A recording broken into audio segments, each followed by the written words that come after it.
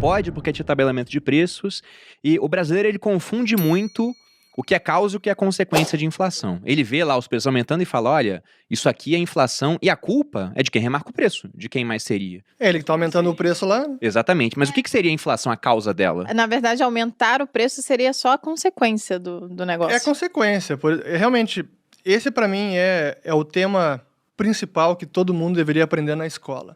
E sabe que isso não é apenas brasileiro. Acho que no mundo inteiro não sabem a real causa da inflação, que é a perda de poder de compra do dinheiro. O dinheiro vale cada vez menos. E o aumento dos preços é a consequência. Então esse é o sintoma. E o Roberto Campos, o avô do Roberto Campos Neto, atual presidente do Banco Central, ele falava isso bastante. Tem várias entrevistas dele onde ele dizia que era importante identificar o real culpado, porque se a gente entende que quem remarca o preço e quem está aumentando o preço é o empresário, é claro que ele que é o culpado pela inflação, é óbvio. Mas se a gente entende que a inflação, na verdade, é a expansão monetária, que é o aumento da quantidade de dinheiro em circulação, aí o culpado é o governo. E a resposta que você dá a isso é completamente diferente. Exato. E por isso que a gente via nos anos 80, com o Plano Cruzado, quando teve congelamento de preços, a gente via os fiscais do Sarney, né?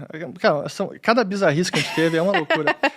E os caras dando voz de prisão para dono de supermercado que estava lá remarcando o preço fora do que tinha na tabela lá, né? Que estava tudo congelado.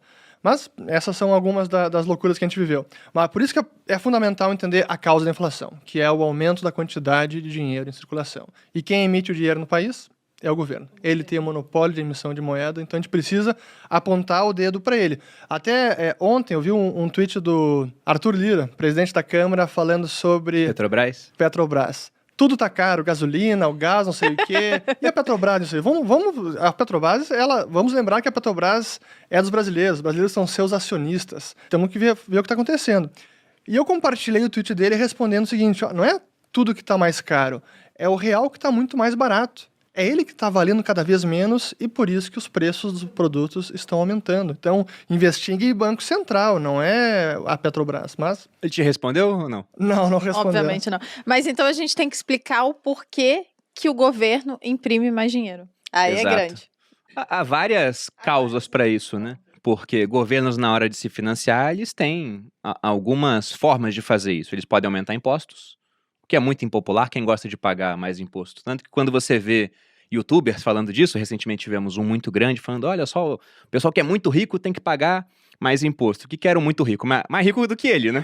Exato. Botava lá uma faixa dele, não. Botou uma escadinha lá e falou, olha, eu tô mais perto desses caras aqui, né? Se você tem 10 milhões, você tá perto deles do que do bilionário. Só que se fosse uma faixa onde você tinha lá na ponta o Saverin, que é o mais rico do Brasil, e na outra ponta a pessoa mais pobre do Brasil, em número de pessoas ele estaria muito mais próximo do Saverin do que das pessoas mais pobres.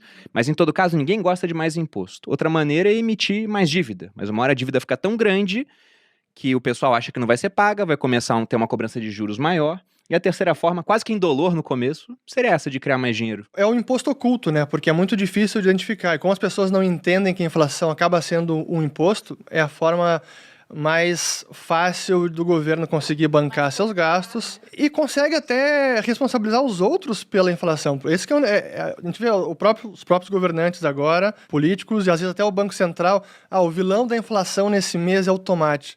Não, porra!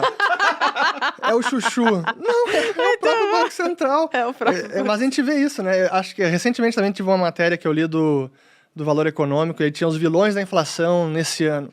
E nada sobre o Banco Central, nada sobre política monetária, nada sobre o governo, só os produtos que estão aumentando de preço. É a forma errada de enxergar o problema. E é que a gente não consegue resolver, né? Não, eu vi outro dia, você colocou no seu canal um vídeo, era de um assessor do presidente Biden nos Estados Unidos. Sim. Falando, veja bem, que a inflação agora lá fora também tá alta, tá na casa dos 5%. E ele falando, olha, tá em 5% de inflação, mas se a gente excluir tudo que subiu, não é tanto assim, né?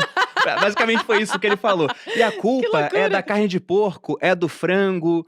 E isso aí pode ser culpa dos comerciantes, porque é um oligopólio nesses setores. Então, querendo ou não, por mais que eles tenham criado trilhões de dólares, isso tem um impacto no final das contas, porque o dinheiro, ele está representando bens e serviços É isso aí. numa economia. E se você cria muito dinheiro e você não aumenta essa quantidade de bens e serviços, então o dinheiro perde valor em comparação com isso. Mas não, a culpa nunca é do governo, é sempre do comerciante inescrupuloso. É legal explicar o porquê que o governo imprimiu tanto dinheiro, inclusive os Estados Unidos, né? Agora foi muito por causa da pandemia, né? Teve um monte de coisa, eles queriam ajudar ao, sei lá, pagar as pessoas mais pobres, né? Ajudar, e aí não tinha dinheiro, então eles imprimiram.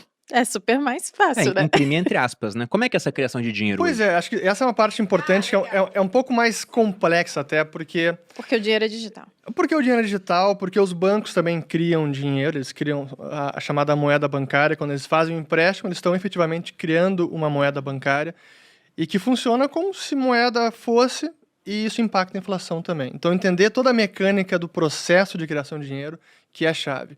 E eu remeto novamente ao Roberto Campos, porque quando ele explicava isso, ele dizia, bom, se a inflação é a expansão monetária, essa é a causa da inflação, qual é a causa da expansão monetária? Porque ele diz que a expansão é a causa causada, qual é a causa causante? Por que estão expandindo a oferta monetária? No passado, no brasileiro, era muito mais fácil identificar. Cara, o governo não tinha nenhum controle, o Banco Central emitia moeda para financiar o governo assim descaradamente, acreditava na conta do governo, na chamada conta movimento, que era uma conta no Banco do Brasil, e que de lá o Tesouro gastava. Então, digamos que entrava no vermelho sem parar e o Banco Central injetava dinheiro para cobrir essa conta. Então, era um descontrole completo. Mas com o Plano Real conseguiram controlar essa emissão monetária no Brasil.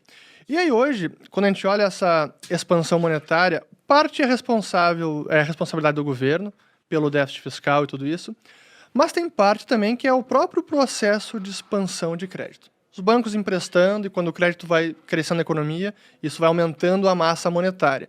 Que até, fazendo um parênteses, porque é um ponto importante, a gente fala, bom, estamos aumentando a quantidade de dinheiro em circulação, mas como é que a gente mensura isso, né? Quais são as formas que a gente consegue medir a quantidade de dinheiro?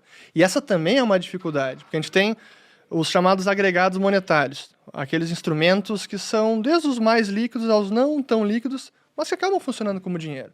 A gente começa na base monetária, que é o papel moeda impresso e moeda metálica. E as reservas bancárias, que esse é o dinheiro que os bancos têm junto com o Banco Central. Então essa é a primeira mensuração que a gente tem da quantidade de dinheiro em circulação. Seria o M1. A base monetária. Depois o M1, que é o papel moeda em circulação, em poder do público, na sua carteira, que está nas empresas, não que está no cofre dos bancos, mais depósitos à vista. Isso é aquele dinheiro que não rende juros.